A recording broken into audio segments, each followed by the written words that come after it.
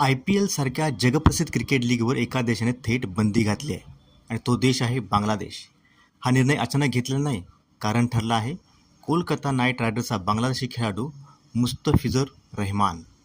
मुस्तफिजुरला कोलकाता संघातून अचानक बाहेर काढण्यात आले आणि यानंतर बांगलादेश सरकार संतापलं.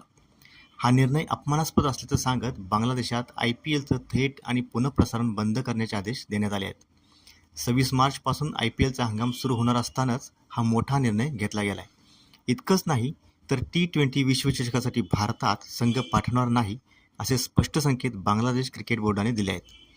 BCCIने मात्र मुस्तफिजुरला रिलीज करण्यामागे कोणतंही असं ठोस कारण जाहीर केलेलं नाही.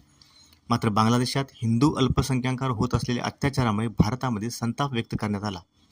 मुस्तफिजुरला कोलकाताने बाहेर काढावं अशी मागणी वाढल्यानंतर BCCIच्या निर्देशावरून कोलकाता नाईट रायडर्सने त्याला रिलीज केलं आहे.